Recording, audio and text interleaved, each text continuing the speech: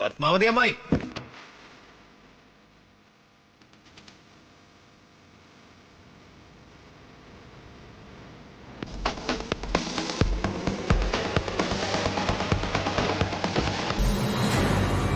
അമ്മായി അങ്ങനെ അങ്ങ് പോയാലോ?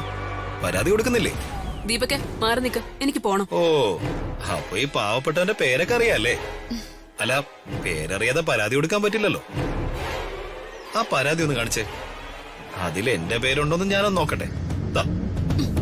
വിട് വിട് ദീപക്കെ. അമ്മായി ഒന്ന് കാണിക്കേ, ഞാനൊന്ന് നോക്കട്ടെ.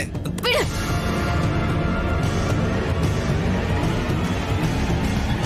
അമ്മായിക്ക് ദേഷ്യം വന്നെന്ന് തോന്നുന്നു. അമ്മായിയും അമ്മാനെ പോലെ ദേഷ്യക്കാരിയാണോ?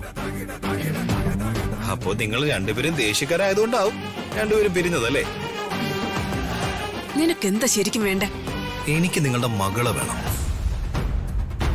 നിന്റെ അമ്മ എന്റെ ജീവിതത്തിൽ കാണിച്ചു കൂട്ടിയതിന്റെ ഫലവാ ഞാൻ അനുഭവിച്ചുകൊണ്ടിരിക്കുന്നത്.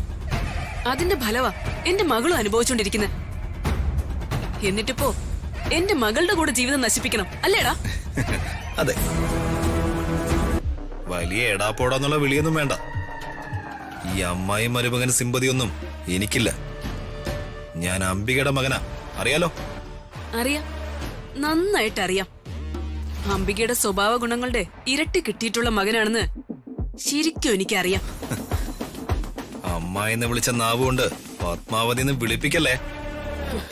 ദീപക്കെ, ഞാൻ അവസാനമായിട്ട് പറയാം, നീ മാറി നിക്ക, എനിക്ക് പോണം. അങ്ങനെ അങ്ങ് പോയാലോ? അമ്മായിക്ക് അറിയണ്ടേ ഞാൻ അവളെ എന്തിനാ കെട്ടാൻ പോകുന്നെന്ന്? നിങ്ങള് വിവാഹം മുടക്കാൻ വന്നതല്ലേ? എങ്കിൽ നിങ്ങളിത് അറിഞ്ഞോ. നിങ്ങളുടെ മകളെ ഞാൻ കെട്ടി അവളുടെ സ്വത്തുക്കള് ഞാനും അമ്മയും കൂടി എന്റെ പേരിലോട്ടാക്കും. വർഷങ്ങൾക്ക് മുൻപ് എന്റെ അമ്മയുടെ ആഗ്രഹങ്ങളും സ്വപ്നങ്ങളും തകർത്തെറിഞ്ഞ് എന്റെ അമ്മാവന്റെ ജീവിതത്തിലേക്ക് വലതുകാല് വെച്ച് വലിഞ്ഞു കയറി വന്ന സ്ത്രീയാണ് നിങ്ങൾ. അന്ന് നിങ്ങളെ ആ കുടുംബത്തിൽ നിന്ന് തുരത്താൻ എന്റെ അമ്മ രാജതന്ത്രം പ്രയോഗിച്ചു. പക്ഷെ അതുകൊണ്ടൊന്നും കാര്യമുണ്ടായില്ല. കണക്കില്ലാത്ത സ്വത്തുക്കളൊന്നും അമ്മയ്ക്ക് അമ്മയുടെ പേരിലേക്കാക്കാൻ പറ്റിയിരുന്നില്ല.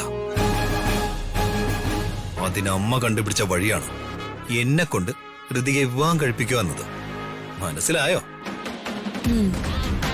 ഞാൻ ഋതികയെ വിവാഹം കഴിക്കുകയും ചെയ്യും. ആ സ്വത്തുക്കളെല്ലാം ഞാൻ സ്വന്തമാക്കുകയും ചെയ്യും.